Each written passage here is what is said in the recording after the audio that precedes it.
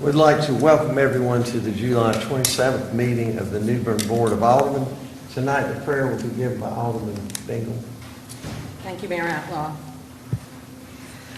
Our most gracious Heavenly Father, thank you for this day, for this city, and for these citizens. I pray that you guide us always and satisfy the needs that need to be met during this meeting. Strengthen us as we make decisions, and please guide us so that your will be done. I ask this in the name of my Lord and Savior, Jesus Christ. Amen. Amen. Would you join me in the Pledge of Allegiance to the flag of our country? I pledge allegiance to the flag of the United States of America and to the republic for which it stands, one nation, under God, indivisible, with liberty and justice for all. Madam Clerk, would you call the roll? Alderman Bengel. Here. Alderwoman Harris. Present. Alderman Astor. Here. Mayor Outlaw. Here. Alderman Kinsey. Here. Alderman Best. Present. Alderman Odom. Here. Okay, at this time, we have the consent agenda. Mayor, I'd like to make a motion we approve the consent agenda. Second. Motion and second, is there discussion? Seeing none, all in favor of the motion say aye. Aye. All opposed, the same. Motion carries. Aye. Let's go to item number 6, Mr. Hughes. Good evening, Mayor, Alderman. Our next item on the agenda is a public safety update from Chief Gallagher.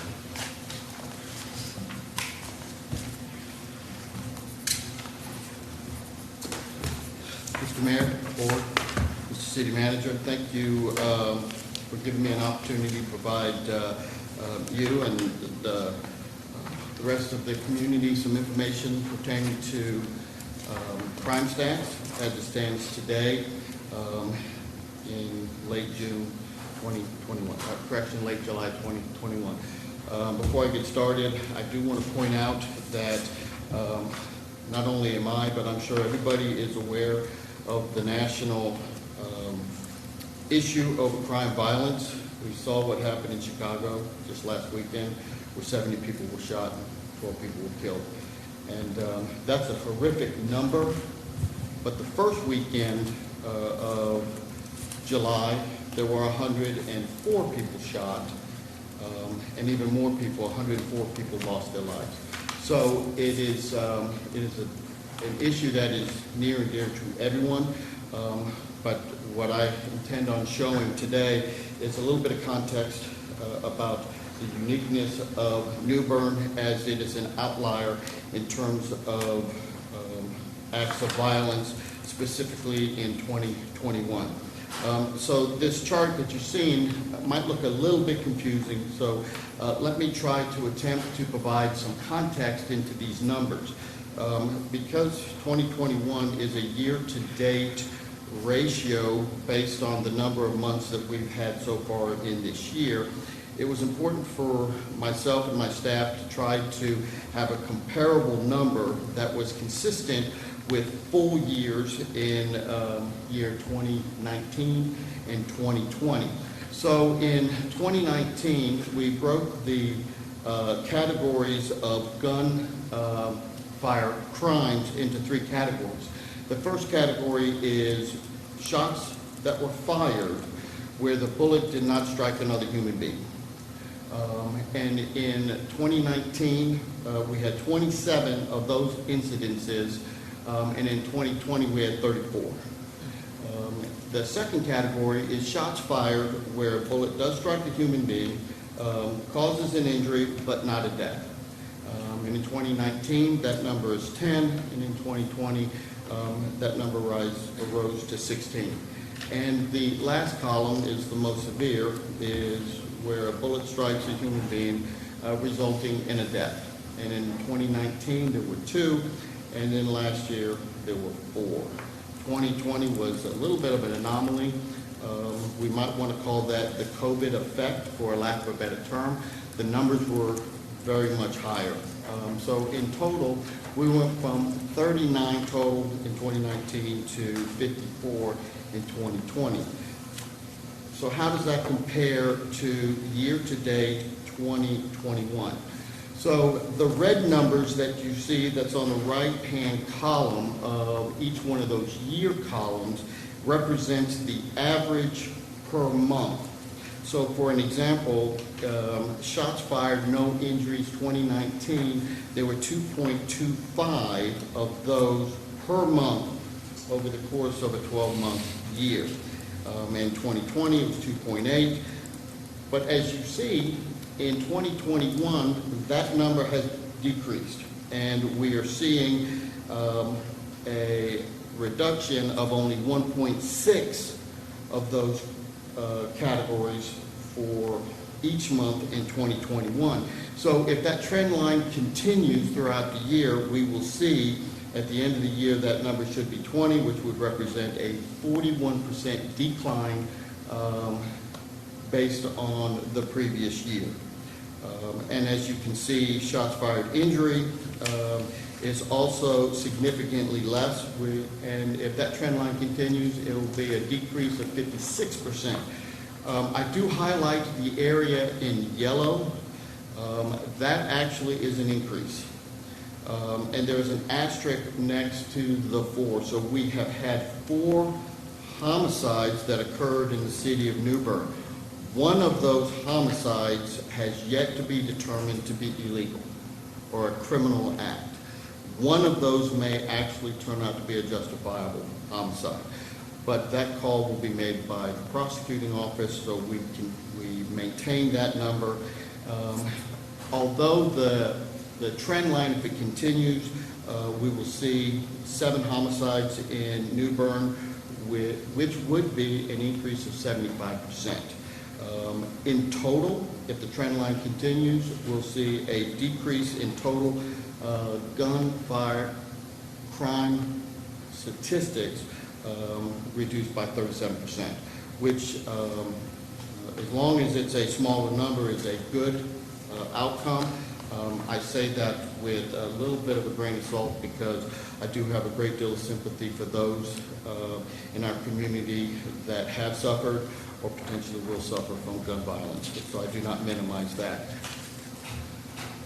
The same methodology used for gun violence is applicable in this slide.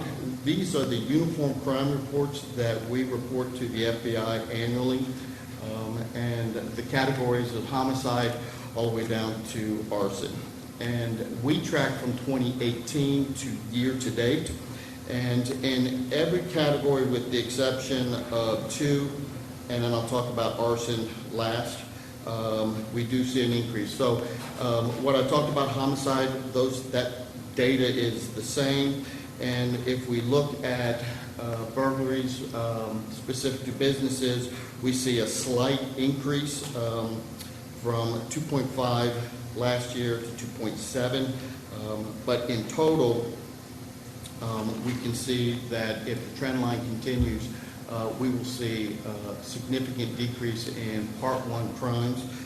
With respect to arson, last year we only had 1 reported arson, and we only had 1 so far this year. That sample size is so small, I don't know how we can draw some statistical significance to that, other than to say it's good that we have a smaller number. And I obviously will go back to any one of these when I finish to provide additional context. The last 2 categories I want to provide is overdose deaths, and we see an increase in that compared to last year. If the trend line continues, we will see 7 of our citizens overdosing, resulting in a death by the end of this year, which will be an increase of 16%. I can tell you that the statistics are that every other day in the city of New Bern, a New Bern police officer is administering Narcan to one of our citizens who is overdosing. We had one just last night at 3 o'clock in the morning, in which one of our officers had to save a life. Narcan costs roughly $57. $57 is minuscule in terms of what the value of a human life is, and we wish to save lives. We would only hope that those that are suffering from addiction will get treatment. That is critically important. And what we are also finding is that the citizens that we are deploying in Narcan are the same ones we've seen before. This is not the first time they've been saved. And we will continue to be first responders, and we will continue to try to save lives as often as possible. The last category I do want to talk about is domestic violence. What we are seeing in 2021 is a significant decrease in terms of the amount of domestic violence cases that we have responded to. Again, 2020 was a little bit of an outlier, and that might be the COVID effect, like I indicated. But if the trend line continues, we'll see a decrease of roughly 30% in the number of domestic violence cases that we are going to. And with that, I am happy to answer any questions with respect to these statistics. And then I do have another comment I'd like to speak about National Night Out before I sit down. The only comment, I think hopefully other board members have not had events happen, but I've had a couple of them happen in the last couple of years. And in both cases, they probably led to worst case scenarios than I experienced. And I think a lot of citizens would be glad to assist the police department, but outside of reporting a couple of incidents that happened, I never heard anything back. I just assumed that, I didn't particularly want to hear back that the person on the other end of the situation was behind bars for the rest of their life or whatever. I did want to make sure that I gave you the information that you could use it however appropriate for statistical purposes, or to, in one particular case, probably took about an hour out of my day when I got rear-ended. And, when something like that happens, you don't know exactly what to do. So the first thing just spontaneously I do is get a cell phone and go back and take a picture. So in that particular case, traffic was backing up, and the gentleman seemed to be a pretty reasonable individual. He just rear-ended me, and so I was trying to tell people to go on by, and they did. If I knew what he was fixing to do, I would have not have told him, because I did such a good job of clearing traffic that he decided to go along and go with the rest of the traffic before I could get his license plate number. And so the police department, after a pretty good interview, had a pretty good idea, other than the license plate, of what kind of car it was. And so I had my conjecture as to what was probably going on and why the person decided to leave the scene of the accident. But I guess I'm trying to bring back home, there's probably a lot of smaller things that are happening around the city that all of our citizens could probably help the police department. And if there are other awareness programs, if there's something I should have done, I didn't do, etc. When it happened, my first response when he left was to chase him, and then I decided that probably was, I would never catch him. So I didn't call the police. And I don't mean to belabor this other than say that I know a lot of these things are happening. I like the guy that said that there's one word between anger and danger. It's D, and it happens real quick. And so again, anything the public can do, the city can do, individual aldermen, etc., we can do to help you in your arduous job of keeping all of us safe. I think we want to do that. So if you have those suggestions, please tell us about them. We are working with the Sheriff's Office to try to re-implement the Crime Stalkers program, which is an anonymous option for citizens to provide tips on crimes. We are fortunate to live in a community where its citizens are socially aware, and many of our citizens do participate with law enforcement specific to providing information. That is not universal. That is not a universal statement. We do have citizens that refuse to cooperate. We have an active homicide investigation, which then spurred a drive-by shooting. We were able to clear the drive-by shooting, but we are still in need of the community's assistance to help us with the homicide case. So there is a relationship between the public and its government, specifically law enforcement. In order for us to be safe, we need that force multiplier out there.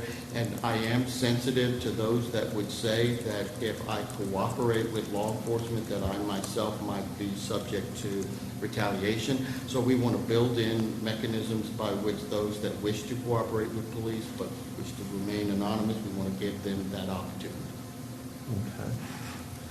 Fair enough. So let us know what we can do to be helping you do the job you're doing. And yes, ma'am. Chief, I know this is getting away from your report here, but I just want to say this to you. Thank you so much and your staff that's administering that program for the youth. That is such a great summer day camp program. It gets our children and our young teens, give them an opportunity to mingle with the police, to mingle with the fire department, and get that feeling of not being afraid of police and willing to talk to police. And you'd be surprised at what our children see. And that's they can give you a lot of feedback where adults may feel like that's not something that they want to embark upon. But I just want to thank you for that program. And I know it's full right now, but if you get one slot open, will you give me a call? Because I have a little young 13-year-old he's wanting to get into that camp. We will, yes, I will call you tomorrow, and Okay. we'll make that happen. All right, thank you. Chief, before you get going, could you give us a little bit on National Night Out, what you're doing this year? Yes, Mayor, thank you so much. So next Monday and Tuesday, the New Bern Police Department is partnering with 14 specific neighborhoods in New Bern, 7 on Monday and 7 on Tuesday. Every member of my command staff, myself, my 3 captains, my 7 lieutenants, and additional sergeants will be assigned to be present at each one of the 14 neighborhoods throughout the entire event. And we will also have what we call our Parade of Lights, where we will have a show of unity with our officers going to each of the 14. So it should be very exciting. Earlier today, we dropped off all of the T-shirts and the banners and the other swag that we were able to purchase through grants given to us to help celebrate that National Night Out.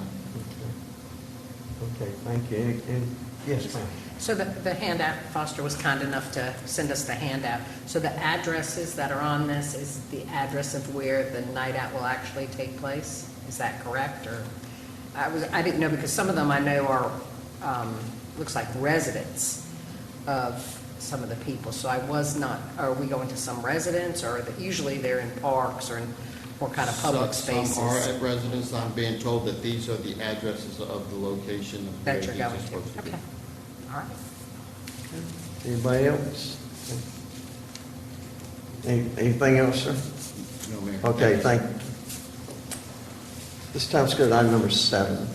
Our next item is for our Human Resource Director, Sonia Hayes, to present a slideshow and presentation on the city's equal opportunity employment policy and recruitment practices.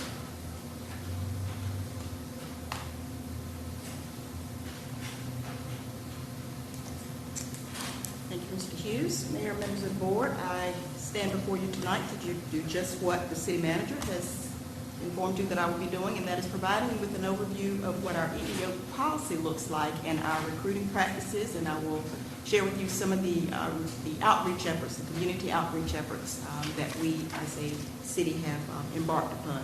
So I think to get started with our presentation, I'm actually going to give the city attorney an opportunity just to give you, from a legal perspective, the difference between an EEO plan and also an affirmative action plan. Mayor, members of the board, I want to step in early in the discussion just to make sure that we're all understanding what these terms mean. I've noticed that folks regularly use the phrase affirmative action and equal opportunity employment interchangeably, as if they are the same thing. so much so that you hear one and the other, and you think that means that employers shouldn't discriminate. And that's exactly what the Equal Opportunity Employment laws require.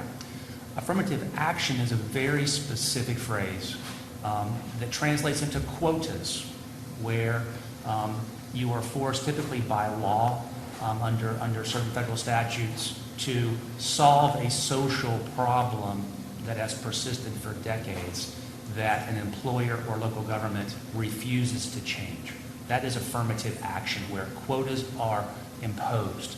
Equal opportunity employment laws is a long phrase for the non-discrimination rules, right? That employers cannot discriminate, both private and public, cannot discriminate based on sex, age, race, religion, right? We're all familiar with those.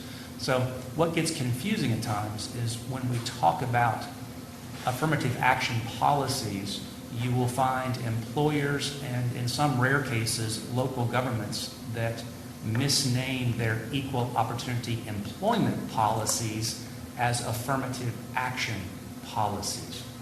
And the reason we know that is when you typically read an affirmative action policy, the first sentence is something along the lines of, this policy does not suggest or mandate quotas.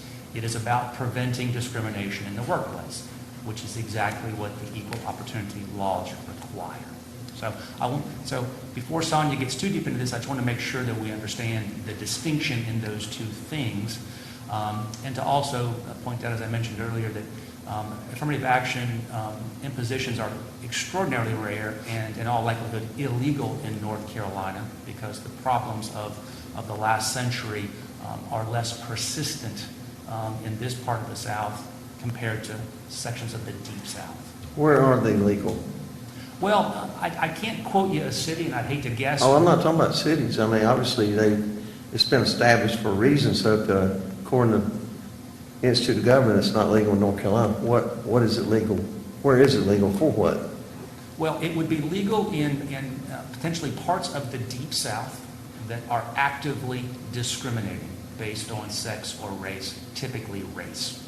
So, Okay. Again, I hate to call out a state or a city, but one can imagine a place in the Deep South where minorities might not be as welcome as they need to be. And if that were a problem, and the EEOC and others were aware of that, then they could impose a rapid solution that might mean quotas in the short term to start equalizing those ratios. Extraordinarily rare. Okay? Everybody good? Thank you, Mr. Davis. All right, what about diversity? So let me begin by saying the city does recognize the need for a diverse, inclusive workforce, and we are focused on examining any barriers that might be out there to employment and advancement in order for us to create an environment that is welcoming to all individuals. All right, so let's jump right into our policy. So the policy of the city is to foster, maintain, and promote equal employment opportunity. The city shall hire and promote employees on the basis of the applicant's qualifications and without regard to age, sex, race, color, religion, national origin, political affiliation, sexual orientation, or disability as defined by ADA.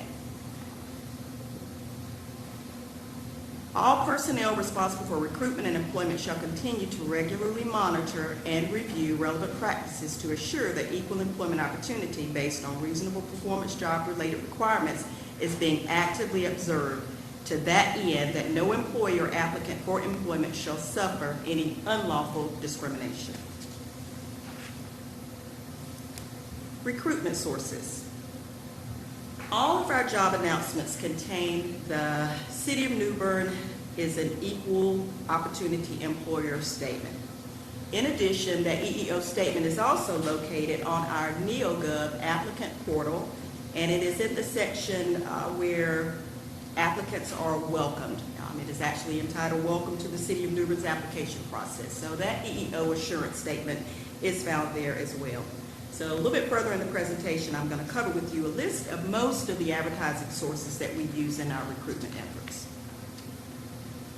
Job advertisements. As I mentioned on the last slide, all job announcements do contain the assurance that the City of New Bern is an equal opportunity employer. And again, that statement is also reflected within our applicant tracking portal, which is powered by NeoGov.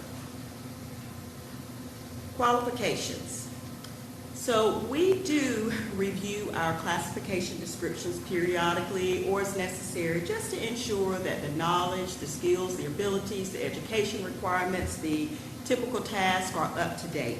So it's important for me to note that years ago, we removed what we discovered were potential barriers to employment by some applicants who applied for entry-level positions. And I'm specifically speaking of the senior maintenance worker position that we have and also a utility maintenance worker 1. So when we recognize those barriers based on the education requirement, which is a high school diploma or a GED, we quickly decided to amend the classification description to say the education requirement may be waived at the discretion of the department head. So we have hired a few people in those entry-level positions that don't possess a high school diploma or a GED. Now, we do encourage those people to pursue that opportunity to get that education, because if not, then it would prohibit them from upward mobility in the city. But for entry-level positions, we recognize that as a barrier, and we did something about it. In addition, if an applicant applies for a position that requires a commercial driver's license and they don't have that at the onset of employment, that's okay. We're going to give that employee an opportunity to obtain that CDL within the first 6 months of employment. And if something happens during that first 6 months of employment or during the probationary period, and they are legitimate reasons, then we will extend the probationary period by up to 3 months to give that applicant or that employee an opportunity to get that CDL. So again, we recognize those barriers, and those are just 2 examples that I can think of off the cuff. Compensation. It is the policy of the city to pay all employees equally based upon the job classification, their experience, and their abilities. Any deviation from standard compensation are reviewed by the Assistant Director of HR or myself. We discuss that with the department head, keeping in mind what employees we have in those positions, how long they've been in those positions, what are their salaries. We look at all of those factors. The final request is submitted to the city manager for review or approval and or recommended modification. So the city manager does have the final say. Can I ask you one question? Yes. If you could back up. You used the term protected group applicants. What does protected refer to there? Protected group means those people that are within what is listed in Title VII, so we can't discriminate based on someone's age or their race or their national origin. Those are the protected groups of people. Okay. Okay. Promotions and employee development. So every employee is apprised of job vacancies to include promotional opportunities for which they are able to apply. Several of our departments actually have career development or succession plans which allow for employee advancement without that employees need to either vie for or apply for a position. So how does it work? As long as an employee meets certain requirements, and those requirements might include time and service, training requirements, certifications, etc. Once they meet these requirements, the employee is approved to automatically advance to the next level. So some of our departments that do have career development plans include the police department for all of their sworn staff and their telecommunicators, the fire department for their fire suppression personnel, public utilities, the electric division, which includes the distribution staff, and then we have water resources. And their career development plan includes their utility maintenance staff, wastewater treatment plant staff, water treatment plant staff, and also development services has a career development plan for the building inspector. So again, these employees do not have to apply for or vie for the positions. As long as they meet the necessary requirements of the plan, then they are going to automatically advance to the next level. Candidates for promotion shall be chosen on the basis of existing job openings, on their qualifications, and on their work record without regard, again, to age, sex, race, color, religion, national origin, political affiliation, or disability as defined by ADA. Performance evaluation and work records for all personnel shall be carefully examined when openings for higher classified positions occur. So department heads or supervisors are to look at those performance evaluations and those work records and determine whether or not the employee is eligible to be promoted.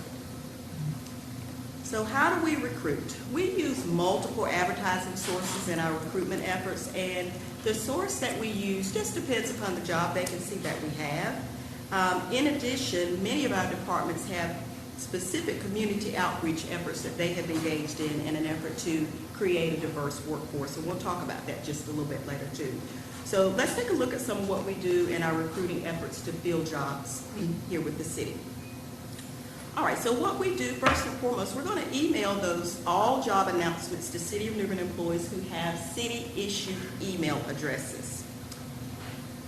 We're going to post these job announcements in conspicuous and visible areas in each department for those employees who do not have access to city email, or just for the convenience for others to see those jobs as posted in the departments. Social media. We do take advantage of being able to post those jobs on social media thanks to our PIO. She does post various jobs out there for us, and every time she posts, it actually includes a link to the city's career opportunity page where all vacancies can be viewed. Again, the city's career opportunities page where all job vacancies are posted, and this is in that applicant tracking portal that I mentioned earlier, which is actually NeoGov. Here, applicants can review information pertaining to each job vacancy, and they can even submit their application or upload their resume for consideration through the Career Opportunities page. GovernmentJobs.com. So when we load those positions on the Career Opportunities page, they're automatically going to be posted and advertised on GovernmentJobs.com, and that is the largest public sector job board in the United States. So that is wide-reaching as far as reaching when we post those jobs. It's not just locally, it's throughout the U.S. North Carolina Division of Employment Security, NC Works. We work very closely with NC Works here in the local office, and we post all of our job vacancies with NC Works. They actually put them on their online system. NC Works is North Carolina's workforce system where job seekers can actually search for jobs by title, by company, by occupation, by city, by state, by zip code. So they can find a job anywhere in North Carolina for the most part by going through NC Works. And again, we post all of our positions there. All right, we do also send our announcements to several sources. Craven Community College, we send all job postings to 3 contacts at Craven Community who are located in workforce readiness, student services, and the HRD STEP program. We send our announcements to Coastal Carolina Community College, career services. We also send it to career services at Carteret Community. Lenore Community, we send it to a contact in NC Works, their career center manager at Lenore. And we've also added Pamlico Community College. We also send the jobs to their career services area as well. We send our announcements to the United States Marine Corps. All jobs are posted and they're emailed to 2 contacts. One is a family member employment specialist, and the other is a program manager for personal and professional development. Craven Pamlico Reentry Council. All job postings are sent to the job placement specialist there. Department of Health and Human Services, vocational rehab, we email all of our job postings to the designated local contact. And we recently added a contact that has been identified, a designated contact to Faith Connection as well. So all job postings are sent to those sources. Advertising. Okay, so when we advertise, again, it just depends on the job vacancy that we have. Now, what I'm about to cover, just keep in mind that these are some, but I can't say it's an exhaustive list of every single advertising source that we use. The North Carolina League of Municipality, we post all of our professional vacancies there, and the League is a member-driven organization representing the interests of cities and towns in the state. We also post positions, various positions, if you will, with greater diversity. And for those of you who may not be familiar with Greater Diversity News, that is actually a statewide publication with national reach and relevance, which serves as a chosen news source for underrepresented and underserved communities in North Carolina. And this publication is actually based out of Wilmington. So when we post with them digitally and actually in their print publications as well. Electricities, we post professional and technical utilities vacancies there. And most of you may know, but Electricities is a not-for-profit membership organization of municipally owned electric utilities serving public power communities in North Carolina, South Carolina, and Virginia. We also post professional and technical utilities vacancies with American Public Power Association. And this is the voice of not-for-profit community-owned utilities that power about 2,000 towns and cities nationwide. Government Finance Officer Association, most of what we post there are professional finance-related vacancies. GFOA represents public finance officials throughout the U.S. and Canada. The association is comprised of more than 20,000 members, so that is far-reaching as well. We also post advertisements with the North Carolina Association of Certified Public Accountants, and that reaches more than 13,000 members that make up that association. We post with the National Association of Black Accountants Incorporated, most of our professional or all of our professional finance vacancies. NABIT is a nonprofit membership association dedicated to bridging the opportunity gap for black professionals in accounting, finance, and related business professions. And it represents more than 200,000 black professionals in these fields. We post management vacancies with ICMA, which is the members are professional city, town, county managers who are appointed by elected officials to oversee day-to-day operations of communities. We also post with the North Carolina Association of County Commissioners. They are the official voice of all 100 counties on issues considered by the General Assembly, Congress, federal and state agencies. Another resource we use is International Association of Chiefs of Police, and that's the world's largest and most influential professional organization for police leaders. Has more than 31,000 members in 165 countries. All right, let's see. We also post with the North Carolina Association of Chiefs of Police. This organization is committed to enhancing the professionalism of policing in North Carolina. One that we also post with is the National Organization of Black Law Enforcement Executives, and these are management level sworn police positions. NOBLE serves to ensure equity in the administration of justice and the provision of public service to all communities. They have 59 chapters in 6 regions throughout the United States. Members are located in Canada, the Caribbean, the United Kingdom, and several countries in Africa. We post management level sworn positions with Police Executive Research Forum, which is otherwise known as PERF, and they are an independent research organization that focuses on critical issues in policing. Parks and Recreation positions, for most of those, we post those with NCRPA, and this is a premier nonprofit education organization dedicated to the advancement of park recreation and leisure professions in the state of North Carolina.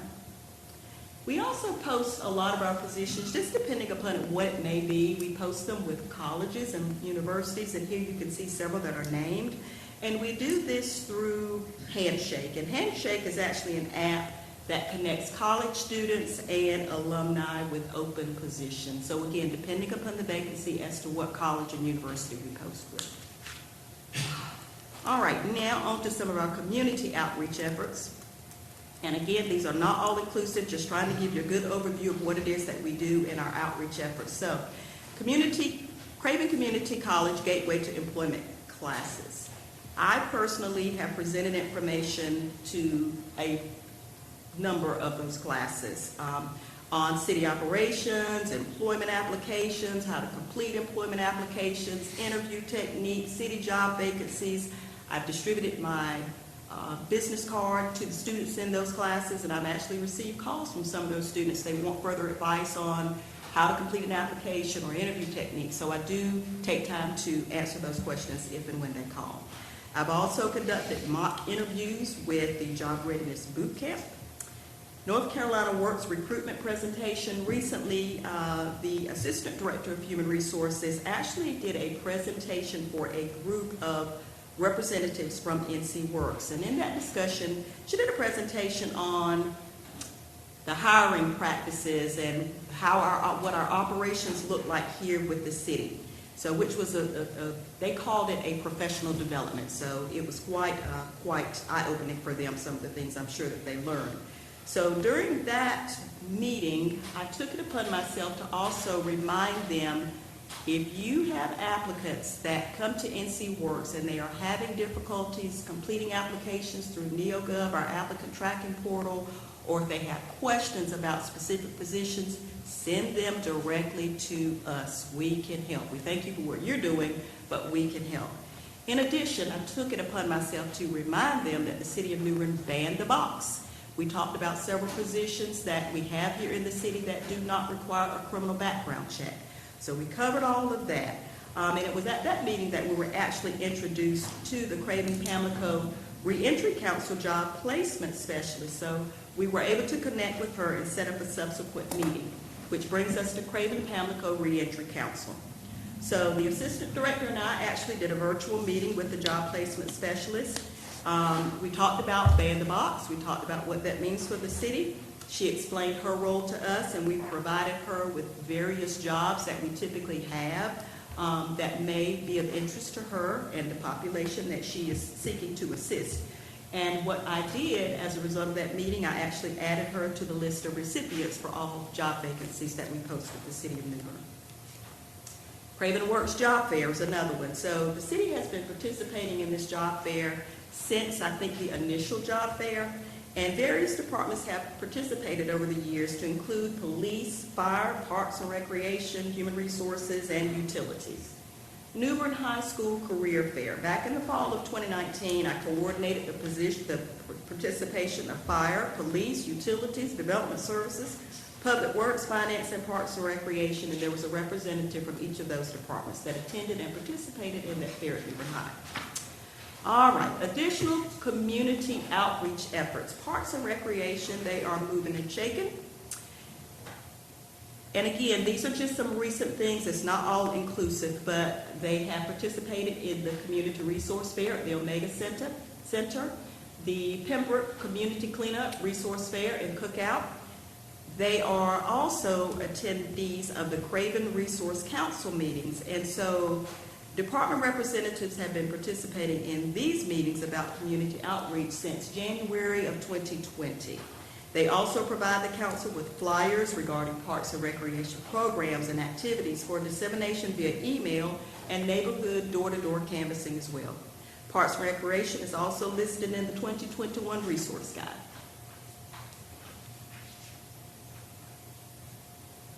All right, they offer free classes for adults and children at the Omega Center and at West New Bern Recreation Center as a part of their community outreach. All right, let's see, Parks and Recreation, Lifeguard certification. In an effort to afford the opportunity to anyone who's interested in summer employment, at the city's Aquatic Center, the Parks and Recreation Department offers a lifeguard certification class for anyone interested in employment. So they don't have to go elsewhere. They can stay right here in-house and get that certification and hopefully get a position with us. Recent police department outreach efforts, they participated in the Veterans Day Drive-Thru Job Fair, sponsored by NC Works, Meet the Community, Chick-fil-A,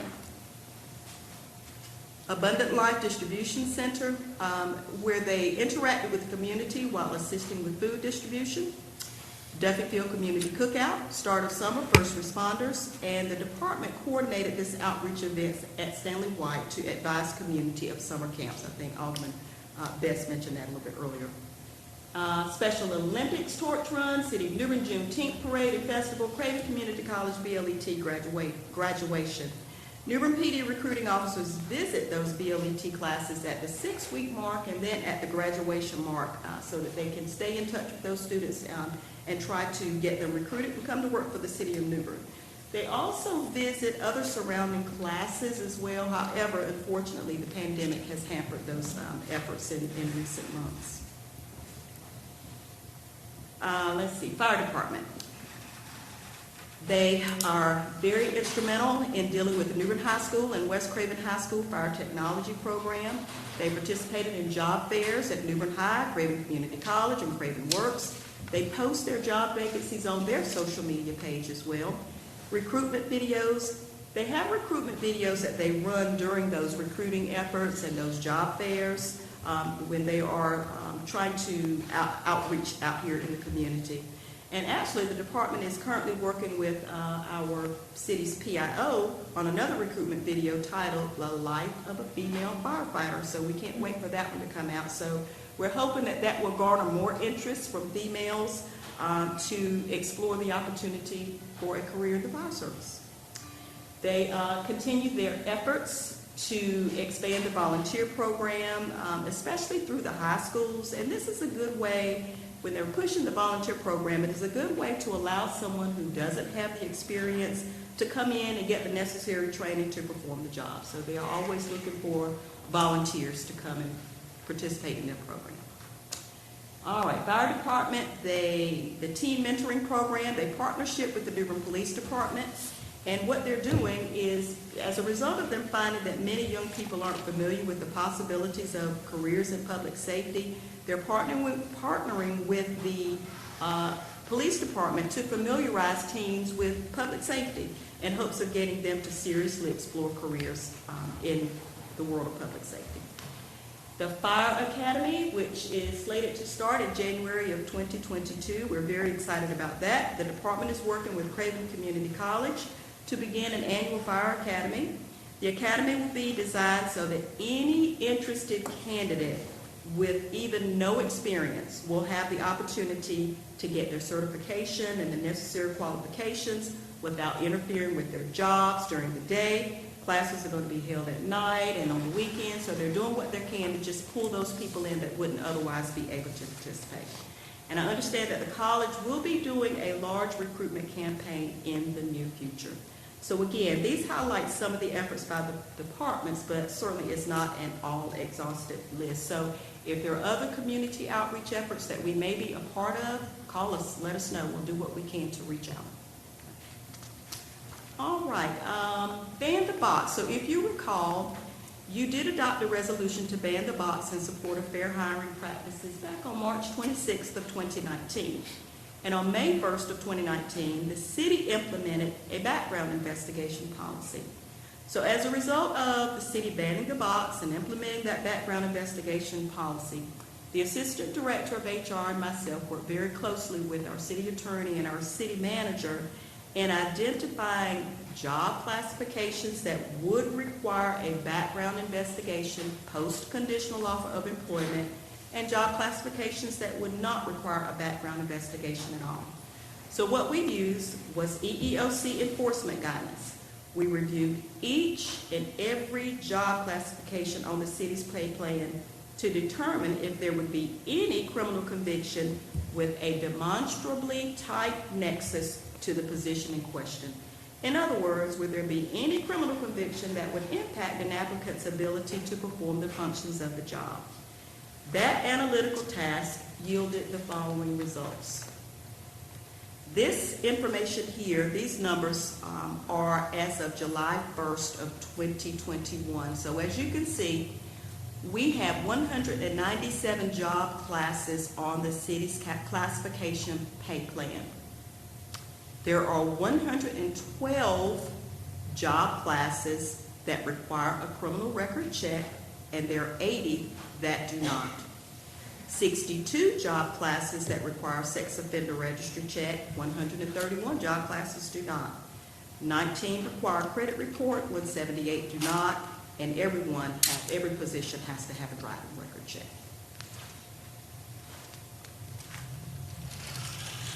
All right, so we looked at the job classifications. This slide actually provides information as to the number of positions, meaning full-time, part-time, seasonal positions as of July 1st, 2021, that require or don't require these checks. So let me see if I can clarify really quick. For example, the utility control system operator is one job classification, so it's counted over on the previous slide. However, we have 5 budgeted utility control system operator positions assigned to that one class. That number, that 5, is represented in this 508 positions that you see here.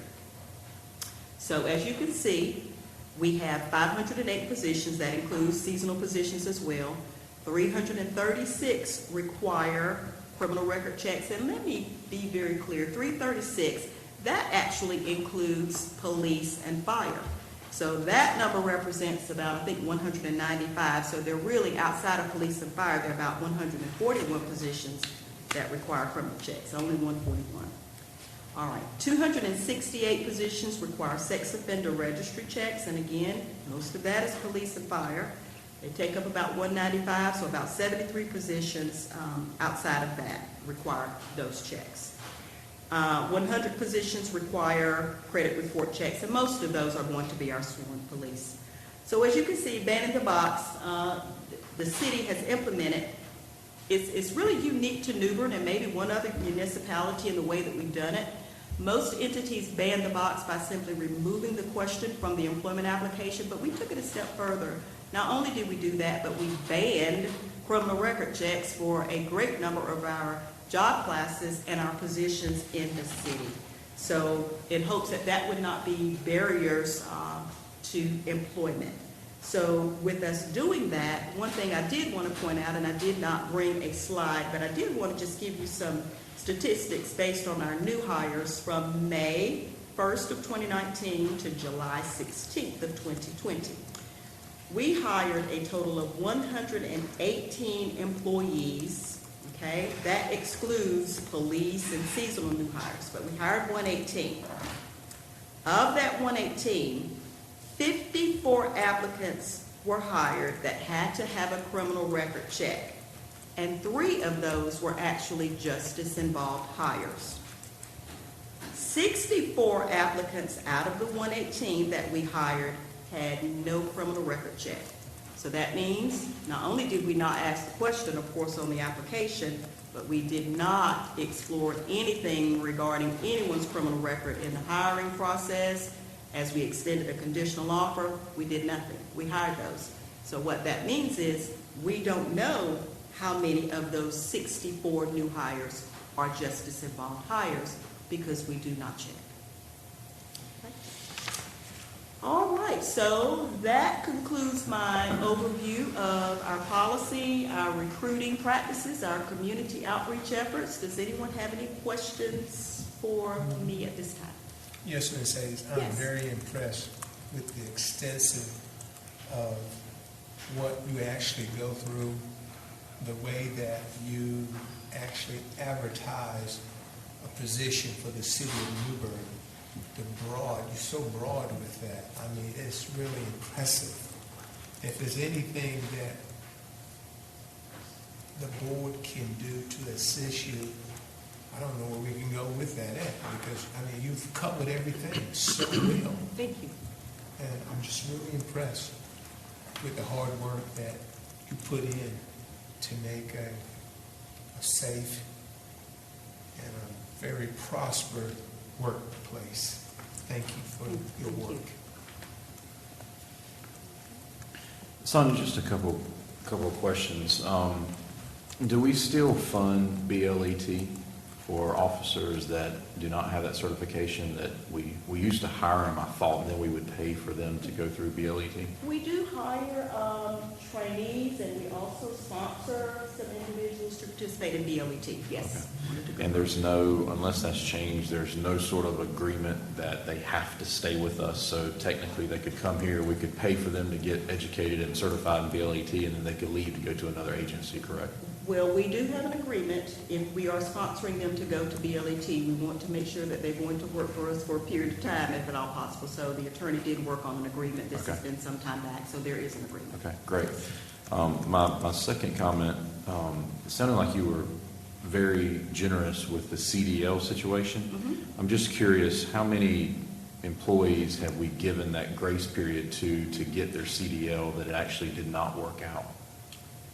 I don't have numbers for you, Alderman Odom, but I would say the majority of them work out. They do. I can tell you that we don't have to let many of them go for not getting their CDL, and we do what we can. So there may be a situation where it's a scheduling issue with the DMV, and they can't get in, quite at that 6-month mark. So we will extend some grace and give them that up to 90-day grace period. Now, however, if it's someone that's just they hadn't worked on it, they hadn't studied, they haven't tried, that's a whole nother story. But I would say those instances are just very few and far between. Okay. Thank you. You're welcome. Sonia, I've said this many times, but I really appreciate the work of you and your staff. You have an excellent staff. I really admire the professionalism that you show. I guess one of the things I'd like to know is how do we increase our diversity? And I think that's a lot of the issue here. How do we hire more people of color? How do we hire more women?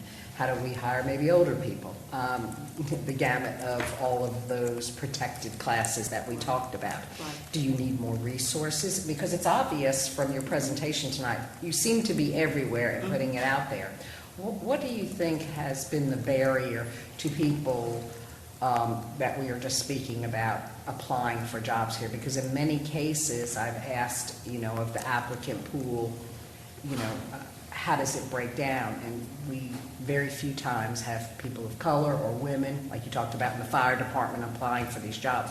Are there additional resources we can give you to help increase those numbers? I think what we're looking at right now is we've kind of put all this together. We're taking a look at our applicant tracking portal, and we implemented that back, I think, late 2018. So there are a lot of nuances, and the system has a lot of capabilities. So we're really looking at that to see what we can do to better capture data, right? To determine who is not qualified versus who is qualified. So in capturing that data, we think that it is going to help us in an objective fashion to determine what we can do to move the needle for those applicants who are not otherwise qualified, right? So I'll give you an example. Let's just say once we do what we think we might be able to do in this applicant tracking portal, if there are a number of applicants who don't have a high school diploma, all right, and so they're rejected for employment, or if there are a number of applicants who don't have a driver's license and they are rejected for employment, then we should be able to capture that data and say, okay, well, these people don't have high school diplomas. And then in hopes of maybe we can partner with some community resources. What do we need to do to put together a class for these individuals and invite them to the class so that they can get the necessary training or qualifications so that they can vie for employment. So we're looking at ways through our applicant tracking portal just to see what we can do to increase our diverse work group and to get more of a diverse group of applicants, if you will. Would that be for the higher level positions as well, our director positions and what have you? Because again, I believe we are probably not having a pool of applicants that is diverse, and it's not that I believe we're stopping that process or not hiring, we're just not getting them. And what can we do as a community to do a better outreach? I looked at your resources again. I mean, you have national minority organizations that you are sending this information to. Is it that they just don't want to live in New Bern, or move here? Do we need to work on our schools? Do we need to work on other things? And that's the bigger picture and the bigger vision I'd like to really narrow down to, because I think that would help us in the end. And that is $1 million question, and I wish I had an answer for you with that question, and unfortunately I don't, but we do everything we can to try to get it out there. Do. Yes, and so it just depends. I wish I had an answer, but I don't know why we don't get a more expansive pool of applicants for certain positions. I don't know if it's the area. I just don't know, but I mean, it's something that we can kind of delve into, and we can certainly reach out to our sister cities and see if they're having the same issues and maybe what they've done so that we're not reinventing the wheel. But yes, we're very cognizant of that, and we do what we can, but sometimes we just... But thank you don't again, get your those efforts answers. are really, you've done a great job. Thank you. Thank you. One other thing, with that being said, is it any way that you can come back in 6 months, once you do that research, and share with us what you have discovered? Sure. Once we go through all of this and kind of see what we can do as far as the system and See what capturing happens. data and digging into it and seeing what else can we do. We do want a diverse work group. What else can we do? So by all means, yes, we can come back and provide you with some And information. give us some insight on something that you discovered or not? Absolutely. Okay, thank Yes. You're quite welcome. Thank you. Okay. Anybody else? Questions or anything? Let's move on to item number 8. Mayor, the next item is to consider a resolution authorizing the submission of a CAMA grant application. This is for Ward 3, which is Lawson Creek Park. We're proposing to extend the marsh walk approximately 300 feet and create a fishing and observation platform. The cost of the project is estimated at $147,745.50. Grant funds would cover $110,809, and the remaining $36,936 would be a 25% match from the city. We did apply for the CAMA grant in 2020. We did not receive that grant. CAMA did reach out to us and asked us to come back with this again, so we are asking for board permission to apply for this grant. Does the board have questions? Also, I know oftentimes we budget for potential grant matches. Is this in the budget, the amount, if we were to receive it, or will we have to do a budget amendment to cover this one? So that is covered. We do budget a certain amount of money for matching grants each year. Thank you. Oh, sir, I have a question. Is this been a request by our citizens that wanted to have this fishing platform? This is part of our master plan for Lawson Creek Park to extend that marsh wall. Okay.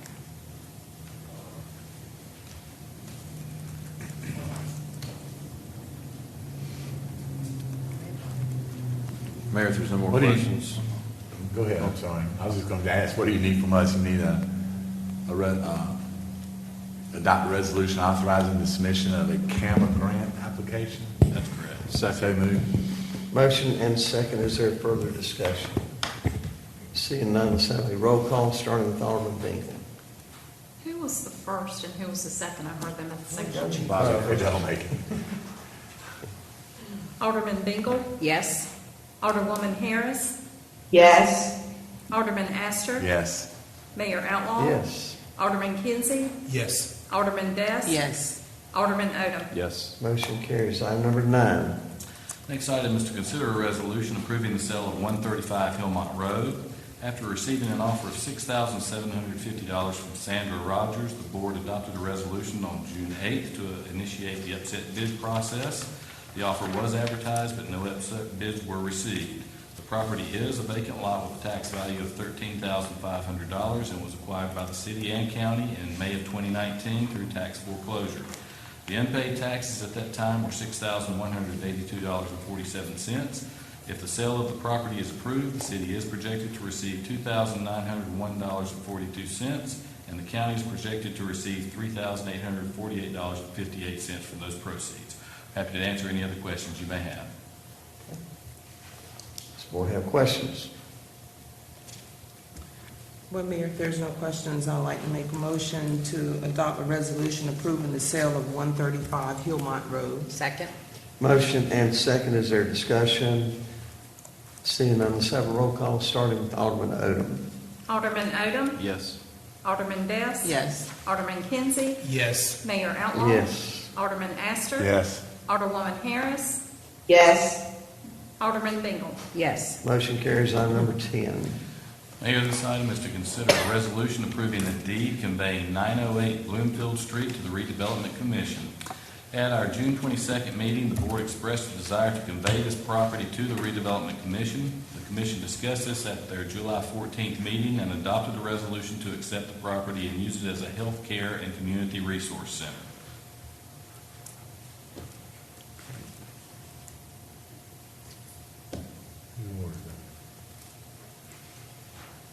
Mayor, I'd like to make a motion that we adopt a resolution approving the deed conveyance of 908 Bloomfield Street to the Redevelopment Commission of the City of New Bern. Second?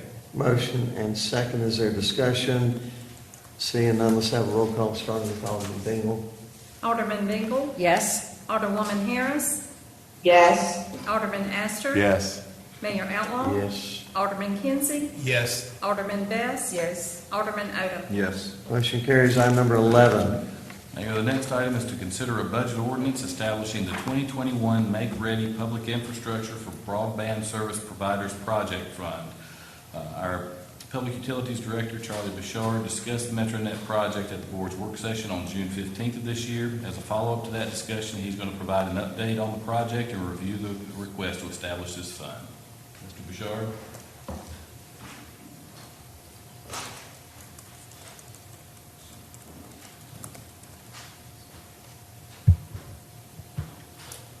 Good evening, Mayor Outlaw, Board of Aldermen. Again, back in June of this year, we had a workshop and we discussed the impact of Metronet specifically, but broadband service providers and their impact on city operations and utility infrastructure. Not much has changed since then, except that we're a couple months closer to the start of the project. Our forecasts pretty much remain the same. Not much change there. We've tried to tighten up and coordinate with Metronet, double check ourselves, speak with other communities on the impact that they're having. So basically, in summary, the project's expected to create competition in the retail broadband marketplace for the community. So hooray, yay for everybody. I think it's a good thing. I hope it's a good thing. We're starting to kick off regularly scheduled meetings and recurring construction meetings with Metronet. That intensity will be increasing as we approach August. Next up is the utility pole attachment agreement. I need to finalize that with Metronet, come to some terms, and then bring it back to you folks to consider and then approve so that we can outline the cost and recovery for attaching to the utilities infrastructure. Construction activities are supposed to begin in October of this year, although Metronet is trying to get started quicker if they can. So it is moving sooner than later. Again, their first customers, they're anticipating to be connected in March or April of 2022. Again, the most significant impact on this is going to be on the electric utility. And that's going to be throughout the utility's entire service territory, so it will go beyond the city limits. I took a little bit of time and tried to put together a table in your packet that shows cash flow and the exposure, the cost of this to the utility. And if you'll allow me, I can lead you through that a little bit. And basically, this is a matter of cash flow, having enough money to expense the capital requirements to make the infrastructure ready for these attachers, and then request reimbursement for that burden on the utility. So in the electric fund, I'm expecting about $500,000 in revenues. Those revenues will probably be generated out of the pole attachment agreement that I will be bringing back to you. Fees for application, fees for inspections, a number of fees will be built into that. And based on my forecast right now, it will be about $500,000 for that project. Annually, the cost of attaching to the utilities, I'm forecasting about $170,000 annually back into the electric utility fund. Pure expense-wise, in the electric utility fund, I'm forecasting about $750,000. Primarily, that will be in the cost of locating electric infrastructure. As Metronet emerges out, every time they put a shovel on the ground, the utility has an obligation to locate their infrastructure and mark it so that they can dig safely. The electric utility contracts that service out right now, and we plan to continue to contract that service out. Also built in there is a few expenses for minor equipment and water and wastewater. They perform their own locates on their infrastructure, and we need a couple more pieces of locating equipment to do that, so that's about $20,000 for each of those funds. In Public Works, they need a camera to inspect the sewer system after Metronet digs, and they possibly hit our sewer system, and possibly some computer and mobile type of equipment. Reimbursable expenses, electric fund, that's the big number. That's about $7 million. That's basically my forecast on how much it may cost to make ready the electric infrastructure. So if the attacher needs us to change our pole to accommodate their fiber, the cost of doing that, contractual labor, material, equipment, and that is what I'm forecasting throughout the project. That should all be reimbursable throughout the project. And then staffing needs, about $470,000 for the electric department, $105,000 for water and wastewater, and about $95,000 for public works. We're anticipating that we don't have enough staff to support this properly. So built into the next few agenda items is some budget work to move some money over into project fund so that we can have that cash flow and also support additional staff. We expect this staff to be permanent positions. We need some of these positions now. They're long overdue. The amount of growth that we have in the community is increasing rapidly. And in order to be able to support the MetroNet project and support our existing customers, we need some additional help. The MetroNet project's going to be going on for at least 3 years. We probably won't wrap the project up internally until after they're done. So that's another reason we're forecasting these positions to be permanent. As always, every year, we look at our budget and we look at all of our funded positions and we reassess how many we need. So every year we'll be looking at these staffing levels and adjusting as we need. Trying to think what else I can add to help clarify that. Charlie, go back to the reimbursable thing you keep talking about. I got to go back and forth with my glasses. So tell me about that, because, the reimbursable. Who's reimbursing us? So you're telling me right now that in this, what you've just talked about, we're going to get that money back through this broadband service provide, whatever it is, the Make Ready Public Infrastructure grant? In the near future, I'll bring back to you a poll attachment agreement. And in that poll attachment agreement, there will be terms and conditions for what MetroNet needs to pay to make our system ready. The cost of doing that, I would then invoice to MetroNet, and we would request that money be reimbursed. Additionally, any time that they strike our utilities and damage our utilities, that will go into a damage claim. I don't know if you call that a reimbursable or not, but that's money that we'll have to go after and collect and manage. So what is this, though, the Make Ready Public Infrastructure grant? What will that actually pay for? We don't have a Make Ready Public Infrastructure grant. Is there some language? Okay, well, I guess maybe I'm not understanding it then. You said, I think one of the agenda items is to reimburse back into the project fund. Should any grant money become available or we don't spend all this money, we can reimburse ourselves. So none of these funds, we had talked about early on about the American Recovery Act, so maybe some of those funds being used to defray some of the costs here? Yes, ma'am. Are we still looking at the possibility of that? I'm still looking at those, and I spoke with Margaret Shields this afternoon, and she's also investigating some other grants that we're looking at. So we want to leave our position open so that if we can find some grant money, we can reimburse ourselves and get some relief. I'm so confused about that American Recovery Plan, because I thought we were definitely going to be using some of that money for broadband. I'm not sure that we have all the guidance and that we can I see. yet, so I think the intent, when we talked about it before, was to table that for a little while and let that guidance emerge, and then come back once we had clarification whether or not we could use it. Okay, thank you. Charlie, I don't know if this is a question for you or Kim, but the $3 million is being transferred out of electric fund. That's coming out of fund balance for electric fund. What, I know we look at that differently, days cash on hand now versus what it will be when that $3 million is removed. Do you know what that is by chance? I'm sorry, you don't write it down. Okay.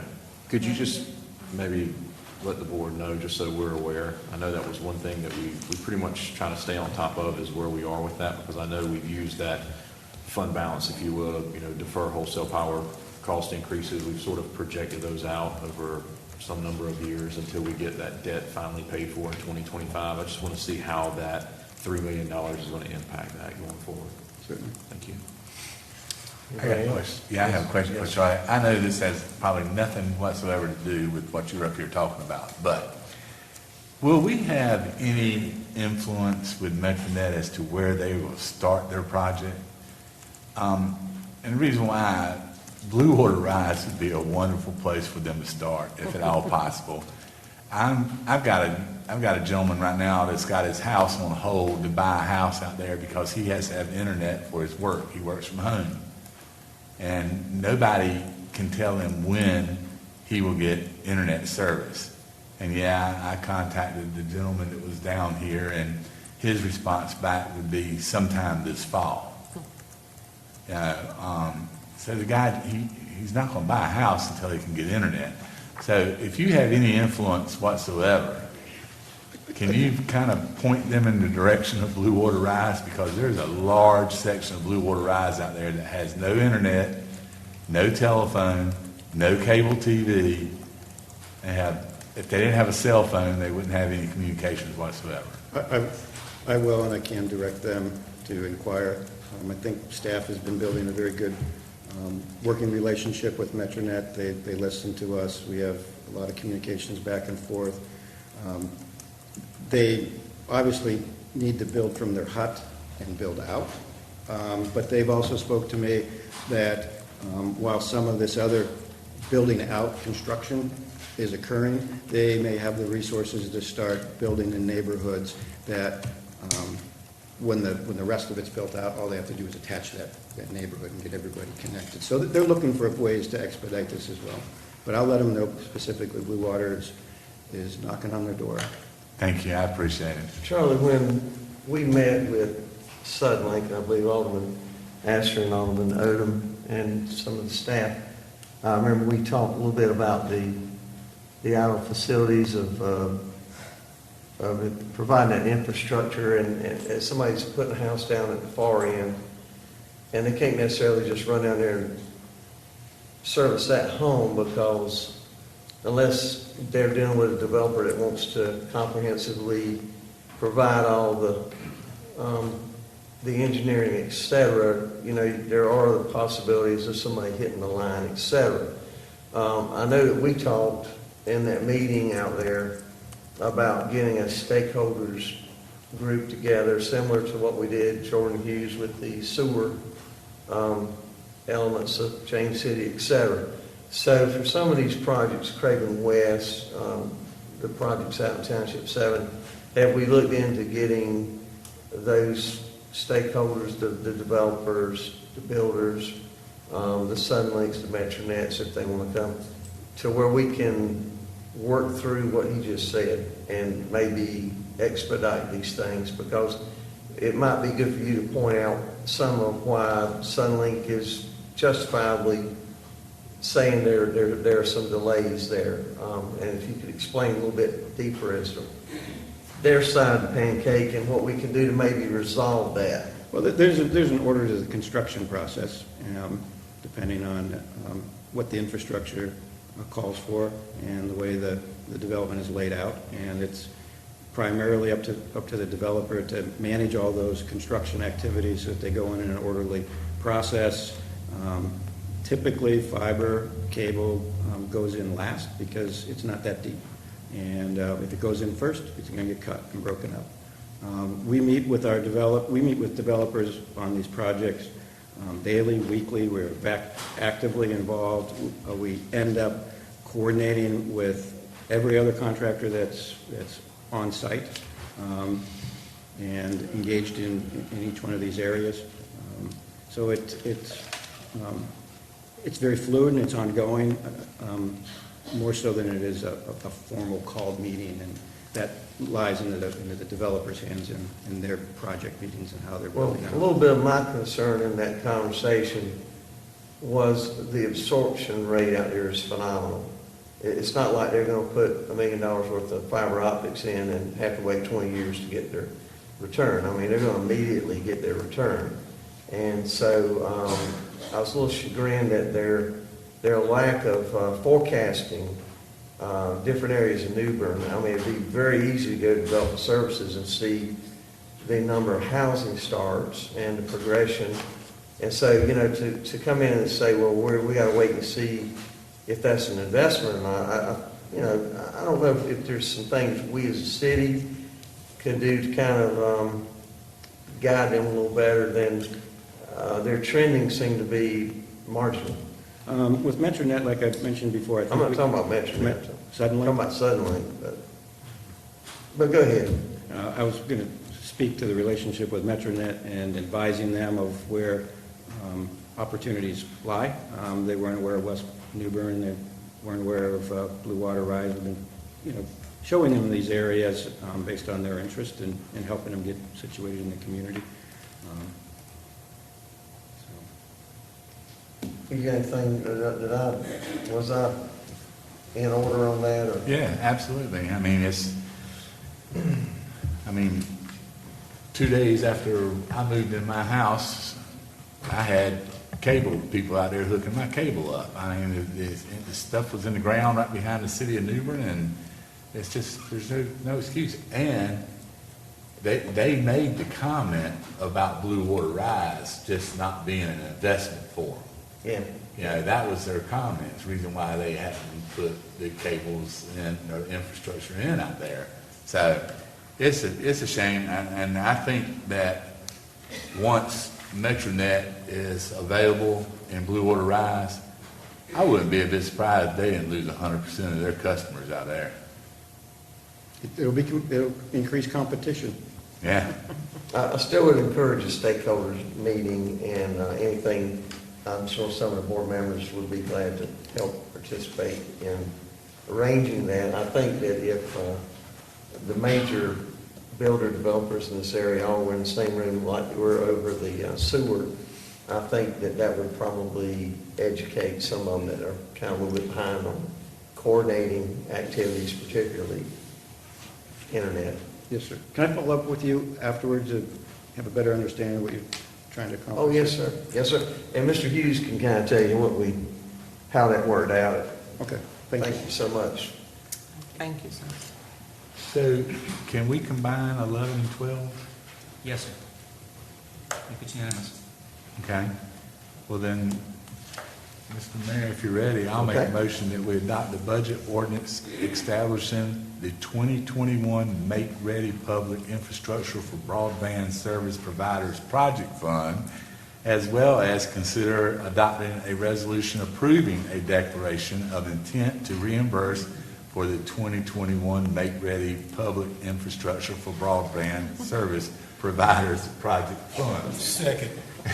And I'm like Sabrina, I thought it was a grant. Yeah. Okay. Motion and second, is there discussion? Seeing none, let's have a roll call, starting with Alderman Odom. Alderman Odom, Yes. Alderman Best, Yes. Alderman Kinsey, Yes. Mayor Outlaw, Yes. Alderman Astor, Yes, ma'am. Alderwoman Harris, Alderman Bengel. Yes. Motion carries. Item number 13. The next item is to consider a resolution to amend the classification pay plan for the fiscal year FY 21-22. As Mr. Bouchard discussed, we're proposing to add 3 positions. They include the utility locator, utility locate coordinator, and utility coordinator to the pay plan. Mayor, I'd like to make a motion that we adopt a resolution to amend the classification pay plan for FY 21-22. Second. Motion and second, is there discussion? Seeing none, let's have a roll call, starting with Alderman Bengel. Alderman Bengel, Yes. Alderwoman Harris, Alderman Astor, Yes. Mayor Outlaw, Yes. Alderman Kinsey, Yes. Alderman Best, Yes. Alderman Odom. Yes. Motion carries. Item number 14. Next item is to consider a budget ordinance amendment for the FY 21-22 operating budget. This amendment appropriates $227,000 for the purchase of the North Carolina Railroad property on the corner of Hancock and South Front Streets.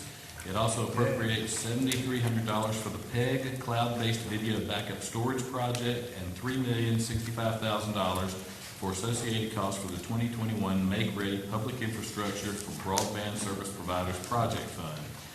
Also, grants funds of $25,000 are acknowledged for the Governor's Highway Safety Program and $5,000 from Walmart for National Night Out and the fireman's purchase of water rescue equipment. No matches are required for those 2 grants. And finally, the Mpo Grant Fund is amended to reflect the actual amount approved by the NCDOT in the amount of $230,532. This is a decrease of $25,888. We originally projected that we would receive about $256,420. So that $230 is actually what was approved by DOT. Talk about housekeeping, sweeping everything into the dustpan. That's what it looks like. My goodness gracious.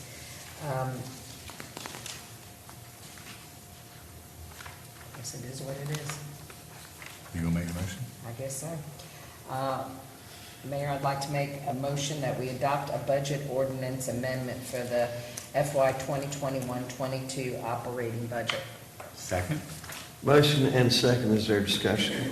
Just, Yeah, yes, just to be clear, the railroad property is coming out of MSD, correct? Okay. And I checked and it shows that it's, and that's correct, Kim, is that right? That you showed the line item, that it's coming out of MSD funds?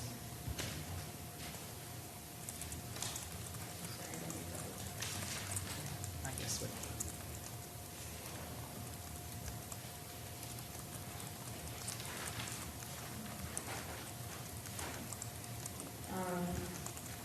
No, I show that in that special appropriations. Well, is MSD under special Yeah. appropriations? I think that's where it's at, but it's specifically MSD funds. Okay, I can fix that in the next one. Okay, it needs, yeah, because that's where the funds are coming. I assumed, Alderman Odom, thank you for bringing that up, because I did assume, and you know that terrible word, that special appropriations. Well, could she incorporate in her motion that it come out of MSD? Yeah. Okay, so I want to amend my motion to adopt a budget ordinance amendment for the FY 21-22 operating budget that includes the funds for the railroad property on the corner of Hancock and South Front Street coming from MSD taxes. Second? Motion second, is there further discussion? Let's have a roll call coming from Alderman Odom, starting. Alderman Odom, Yes. Alderman Best, Yes. Alderman Kinsey, Yes. Mayor Outlaw. Yes. Alderman Astor. Yes. Alderwoman Harris, Alderman Bengel. Yes. Motion carries. Item number 15. Next item is to consider a resolution approving the addition of a street light on 8th Street. Mary Trina of 212 8th Street has requested additional street lighting. The area was evaluated and determined to not meet the city's light standard. Staff has recommended one street light be installed at an estimated cost of $702.57. The monthly utility charge to be paid by Public Works will be $8.44. Mayor, I'd like to make a motion that we adopt a resolution approving the addition of a street light on 8th Street. Second. Motion and second, is there further discussion? Seeing none, let's have a roll call, starting with Alderman Bengel. Alderman Bengel, Yes? Alderwoman Harris, Alderman Astor. Yes. Mayor Outlaw. Yes. Alderman Kinsey, Yes. Alderman Best, Yes. Alderman Odom. Yes. Mr. Hughes, were you going to make some comments under your report on this? I am, About yes, sir. streetlights? Okay, thank you. Let's go to appointments. I'd like to make an appointment of Candace Sullivan to the HPC Board. Second. All in favor of the motion, say aye. Aye. All opposed, same. Motion carries. We'll start with Alderman Odom. Yes, sir, Mayor, I'd like to reappoint Julian Tripp and Leander Robbie Morgan Jr. to the Redevelopment Commission. Second? Motion and second, is there discussion? Seeing none, all in favor of the motion, say aye. Aye. All opposed, same. Motion carries. Do you have any other? That's all, sir. Thank you. Alderman Best, None, sir. Alderman Kinsey, None, sir. Alderman Astor. Yes, I do, sir. I would like to appoint Karen May. Karen is a retired executive with Wells Fargo Banking System to the Police Civil Service Board. Second. Motion second, is there discussion? Seeing none, all in favor of the motion, say aye. Aye. All opposed, the same. You have any others? I do not. Alderwoman Harris? Alderman Bengel? None tonight, sir. Okay. At this time, let's go to the attorney's report, Nothing important, Mayor. city manager's report. Got a few things to discuss tonight, Mayor. Based on our last meeting, the discussion came out on burned out streetlights, and so we did speak with staff at our department head meeting the next day. And I do want to let you know that our public information officer is running information on our social media as well as website, and you've actually got some information in front of you. It directs people on how to call in or submit their request through the website, shows you what numbers to look for to turn that in. Also, the police department, Chief Gallagher has instructed his staff to be on the lookout for burned out street lights. Parks and Recreation is one of the departments that goes around tonight as well to lock certain areas up, so they're also on the lookout at certain areas to fund those in as well. So citizens are also encouraged to help out. If you see a burned out street light, you can go to our website. It's easy to find. It's under the How Do I section to report a problem. You can either call the number on there or you can just fill the information out. On average, we're getting about 2 responses a week on burned out lights. Happy to answer any other questions you have at this time. Thank you for doing that. And just a suggestion that I don't expect staff to spend a great deal of time on it, but maybe could we check into the QR code possibility? That way, if you put a QR code on there, instead of a citizen having to put in a website, they can scan the QR code. It should take them directly to a website that would already have that number information in there. Then they can have a drop down. Does the light flash off and on? Is it completely out? Just as simple as we can make it, I think we'll get more engagement from the community. So I appreciate that. Thank you. Next item is I'd like to congratulate Chief Boyd and the fire department. They recently were awarded accreditation. They joined Parks and Recreation as well as police in being nationally accredited. And accreditation,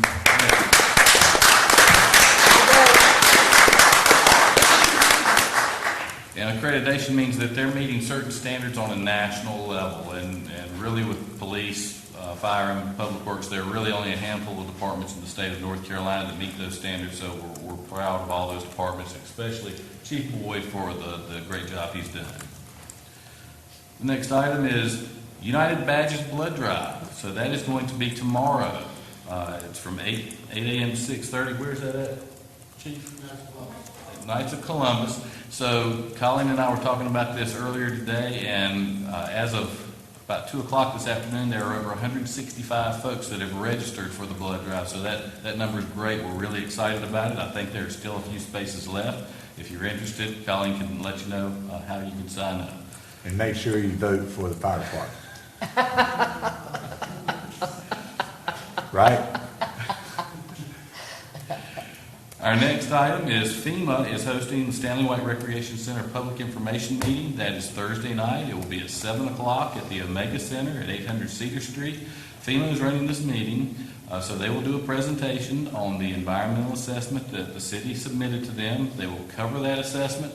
They will talk about moving forward with additional steps that will be taking place. They will also be taking public comment at this meeting. Once the public comment period ends, which is a 30-day period, FEMA may come back to the city and ask us to answer some questions that citizens may have had during this public comment period. We'll have a certain amount of time to respond. Then after that, FEMA will probably take a month, 6 weeks, possibly 2 months to give us their final report.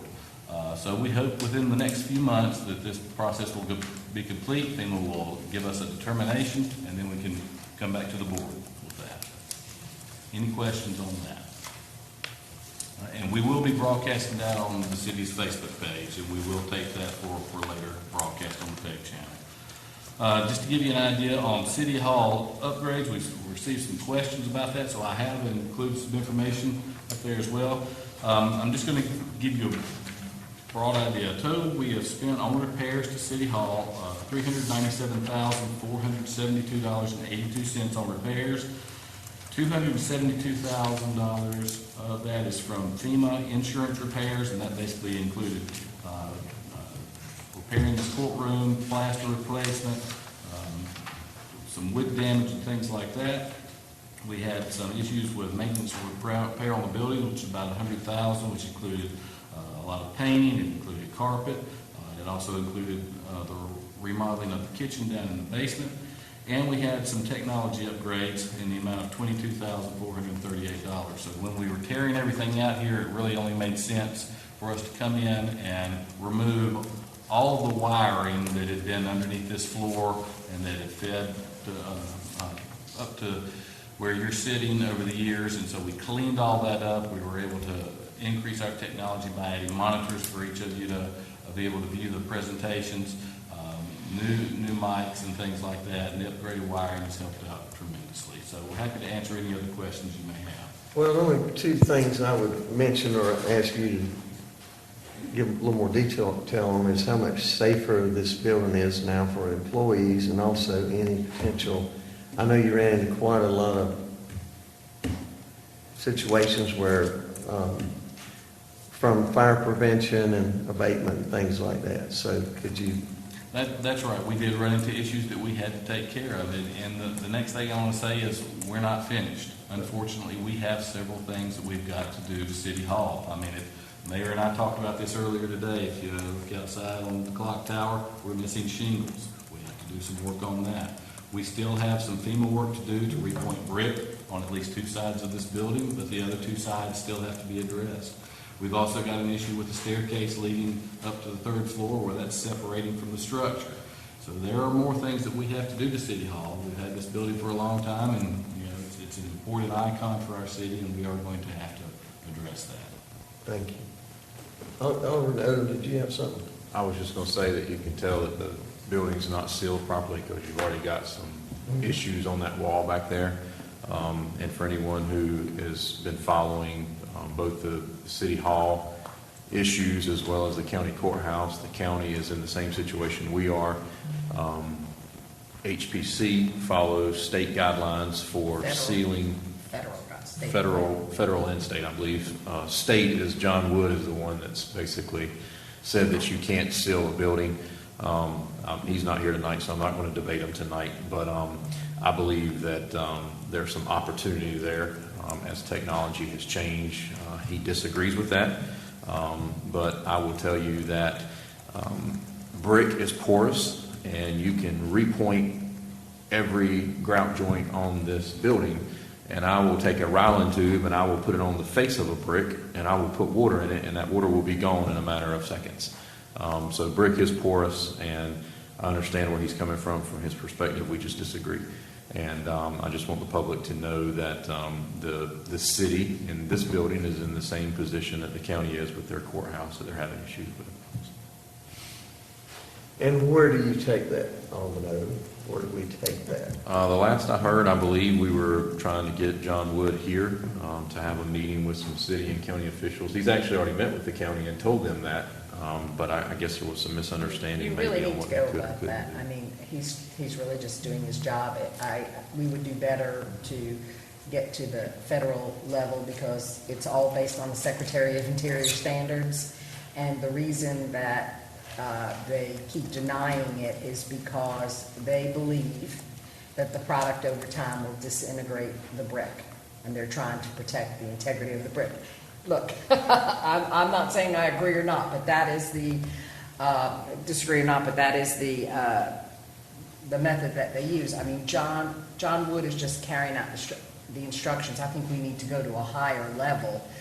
Tim Simmons is above him in the state. Maybe we get Tim Simmons down here. He's the one that authorizes most of the stuff. And then above him, we'd have to go to Washington, D.C. But I believe if we really want to make a change, that's where we need to go. And I agree. It's impacted every building in the historic district that is brick, because everybody sooner or later is having water intrusion problems, and you cannot coat it. So I think it would be well worth our while and be advantageous to our citizens and the historic districts if we did pursue something like that and found out what we could do to change it. So. Should updates on the elevator? I will update you on the elevator. Originally, the project was supposed to start construction the first of this year. George Childs informed me late last week that the architect discovered some issues with our electrical infrastructure, and that's going to push this project back approximately 6 months while they investigate how much that will impact us. So we will keep you updated as this project moves forward. Okay, does anybody have any questions? Okay, this time, let's go to new business. Yes. One more thing for you, Mayor. Kim Ocean was appointed interim finance director at our last meeting. We're recommending a 15% salary increase while she serves in this capacity, and we're asking for the board's direction on this. So moved. Second. Motion and second. Is there discussion? Seeing none, all in favor of the motion, say aye. Aye. Voice vote, okay? Yes, sir. Anything else, sir? That's it, sir. New business, starting with Alderman Bengel. I have one item. As many people know, I've been contacted by a group of citizens in the area where a store is basically falling in the street. I believe it's Eubanks Street over there, and the store it's a two-story building, has been disintegrating. The roof caved in and it's falling in the street. Children are playing out there. I'm concerned.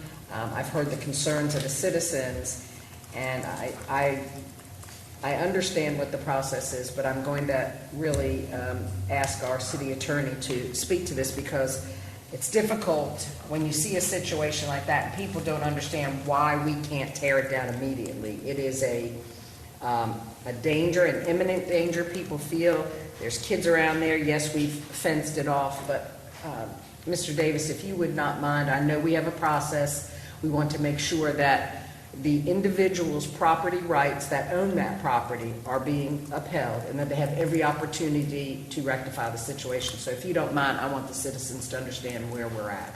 Yes, And ma'am. and part of it, Mr. Davis, is she used the term imminent danger, and I agree with her on that. Yes, sir. So we have state laws and federal laws, U.S. Constitution, that limits government's ability to go tear up and take private property. So we have to go through a due process to make sure that the owner has a notice and opportunity to cure any defects. This particular property has been in that process for a great many years. In North Carolina, it's a two-step process. A structure is inspected.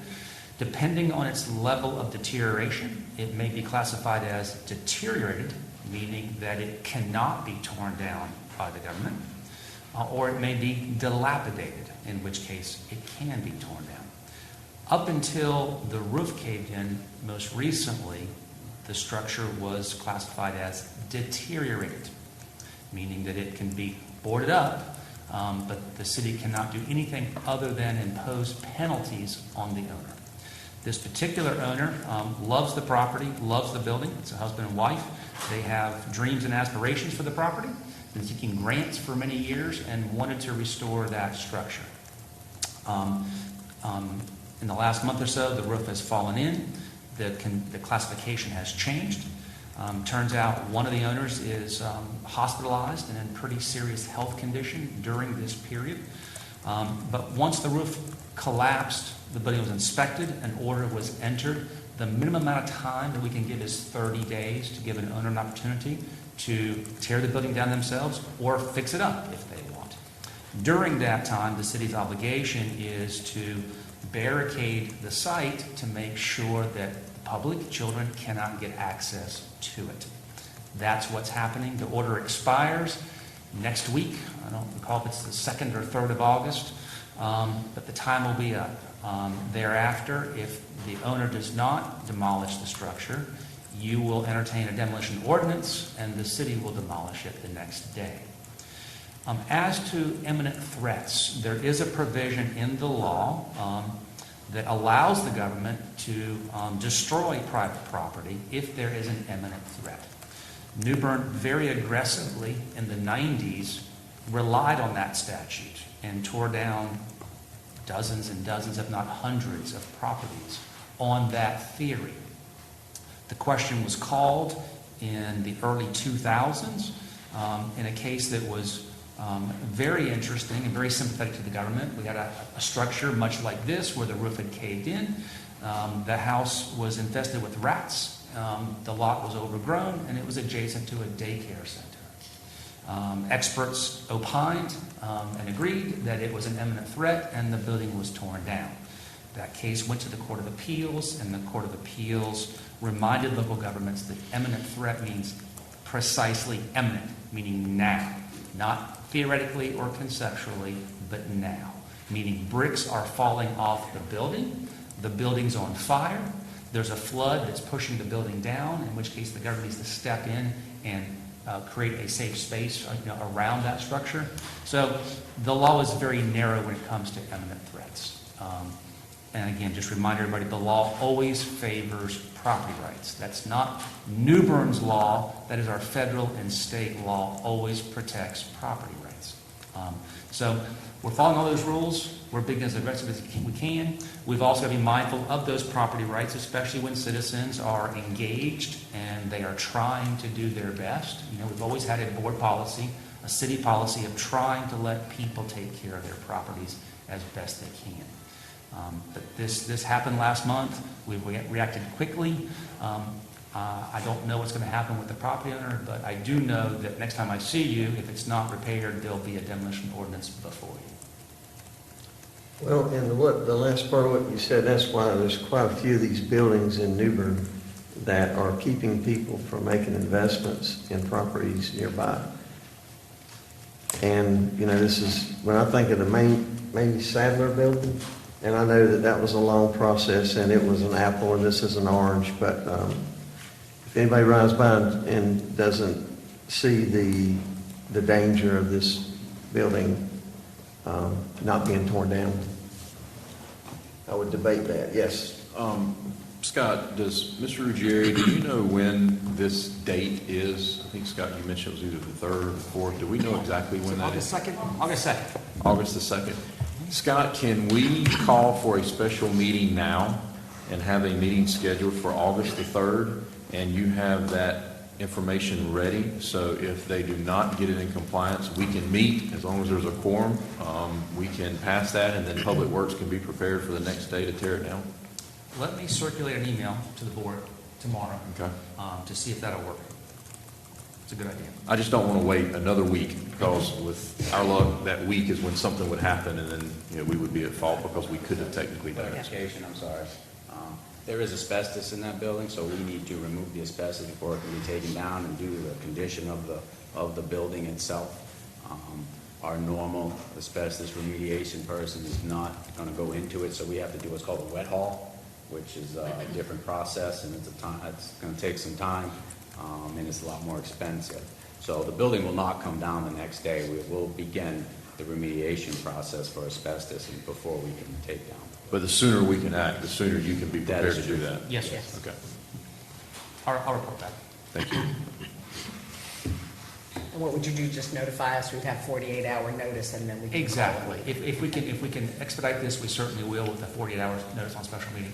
I know, I appreciate it, because like I said, I've gotten a few calls, and the citizens were quite concerned, and I wanted to make sure that they were hearing the reasons that I was hearing. Very understandable. Okay. Thank you. That's all I have, sir. Okay, Alderwoman Harris. Alderman Hatch.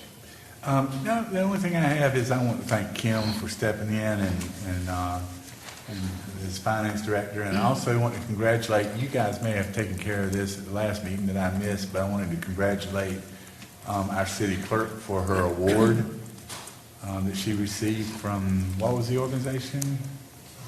General Code. It's the 2021 City Clerk Honor Roll. Congratulations, well deserved.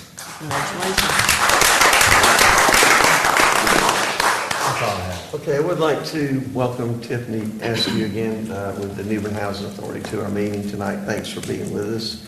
And also, Spring, would you like to welcome the Leadership Craven, yeah. I'd like for the Leadership Craven class to stand up that's here tonight and just thank you all for being here. You know, I feel very strongly that we have this program, which I think is excellent, but I want to see your faces in these realms too, because as we train leaders for the next generation, whether it's leaders in your home, in your business, in your profession, in our community, it's really important that you take this knowledge and put it to work. So thank you so much, and thank you for attending tonight. Welcome. And the only other thing I have is it's getting where now with Sunlink starting to address some of their issues around here, I'm not getting as many complaints about internet provider, but it's rapidly being replaced with litter in our city. And anybody and everybody that is concerned about this, we all have got to partner more and we have to identify some of the main culprits and cultures that are causing this, and none better than the trucks going out to Tuscarora.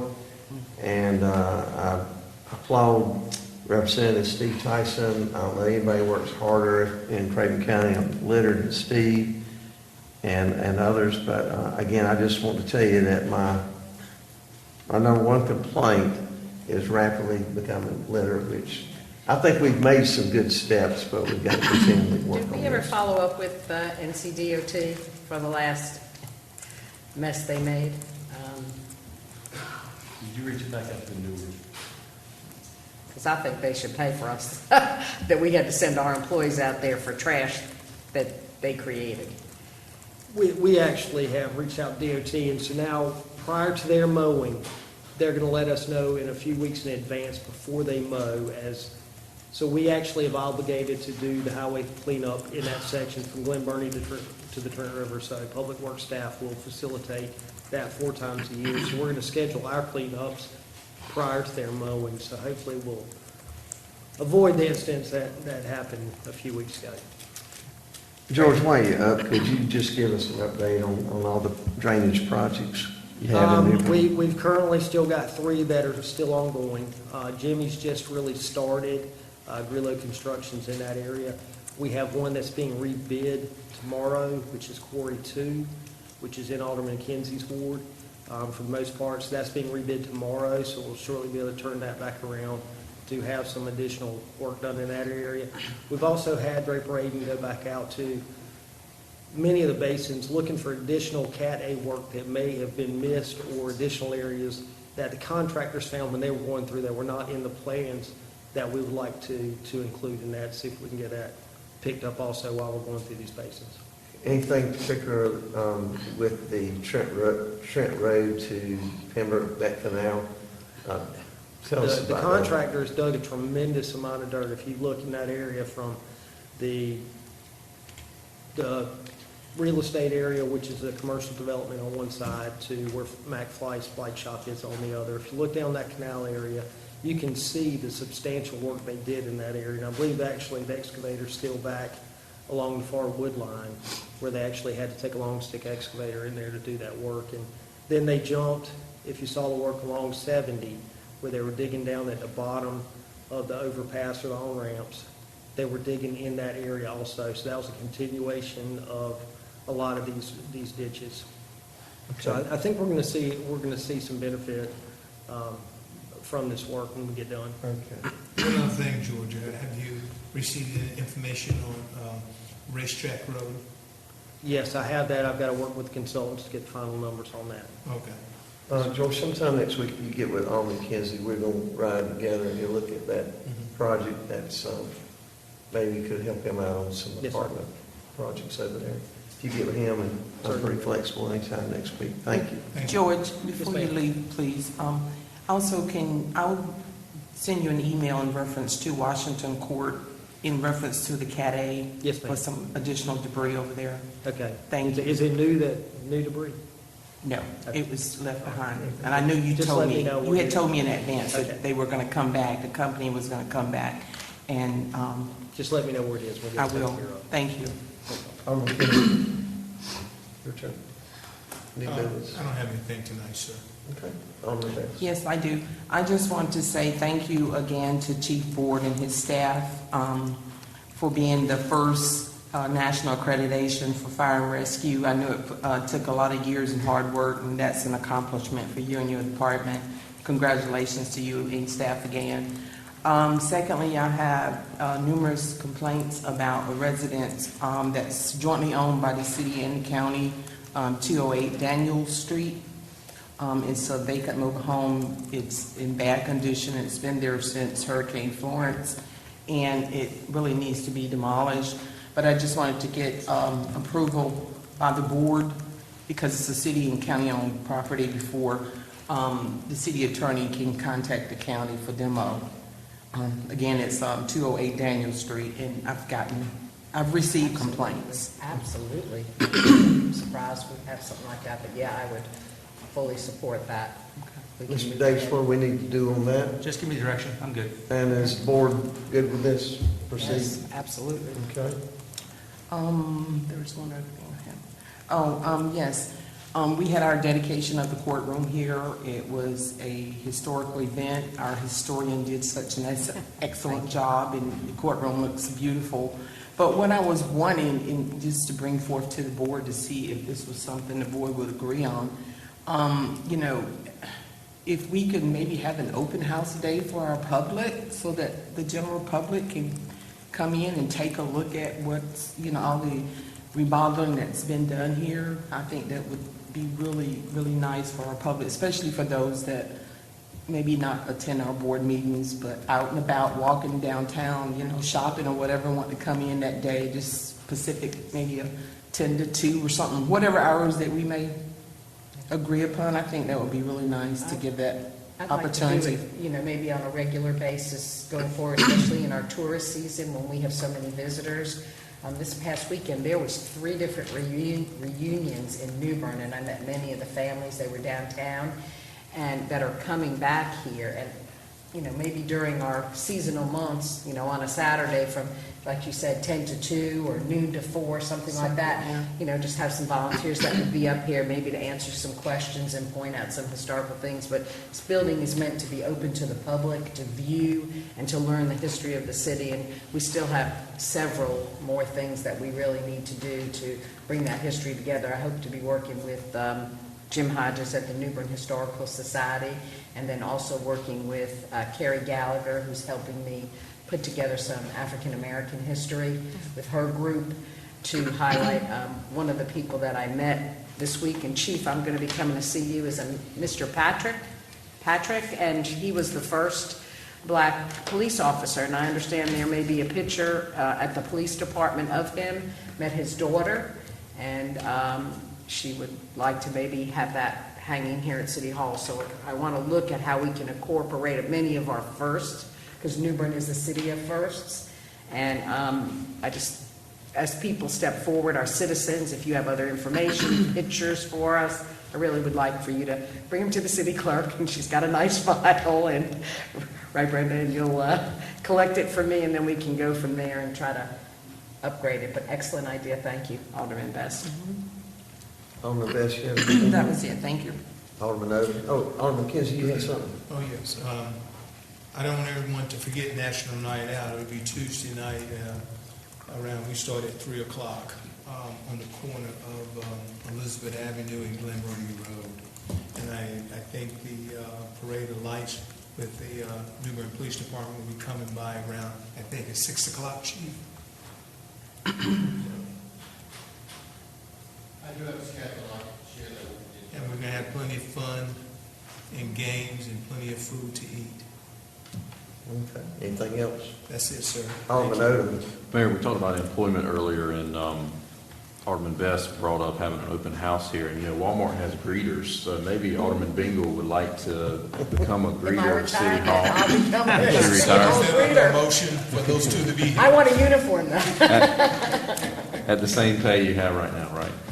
I don't have anything, Mayor. Thank you. All right. Anybody else got anything? Before we adjourn, I would like to ask Chief Boyd if he wants to come up and just make a few comments about that process the other day.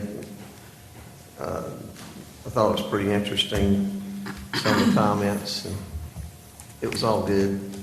It's for National Night Out.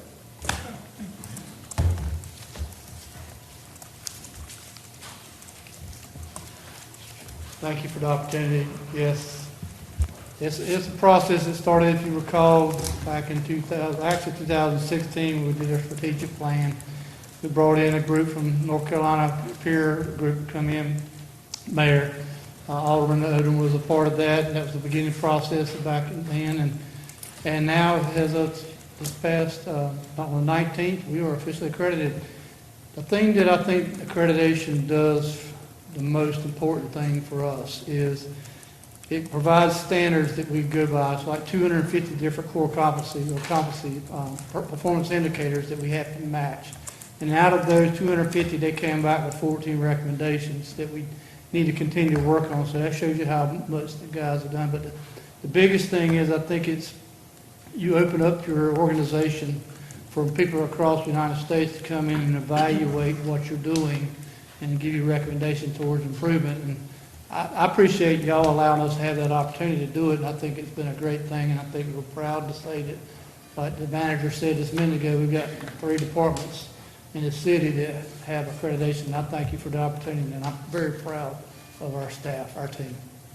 Well, I know when we first met, Alderman Odom, and one thing that I believe the chief and Kerry said, because I'm always watching them ISO ratings, and we were a 3 at the time. And he said that you shouldn't worry so much about ratings and just, comprehensively, holistically be looking for all the things. Obviously, you said if out of 250, they had 14 concerns. I mean, obviously, from Chief Astor on up to Alderman Boyd here, Chief Boyd, excuse me. We used to get them mixed up. You guys are doing a lot of good things, so. Again, we thank you for the opportunity. And it's nothing that I did. It's the team effort, and a lot of people stepped up to the plate, so thank you. I would love to know how many cities in North Carolina have 3 accredited departments. I'm sure. Maybe not. another first. Well, there's so many having ISO 2, maybe 17 or 20. Yeah, but that has nothing to do with accreditation. Right. I just, there can't be many cities throughout the state that have 3 departments that are accredited. Probably not. And they are Parks and Recs and Police and Fire, is that correct? That's correct. Okay. So at this time, do we need a closed session? No, sir. Okay, is there any other business to come before the new Board of Aldermen at this time? Motion to adjourn. Second. Motion second, any discussion? Seeing none, all in favor of the motion, say aye. Aye. All opposed, motion carries.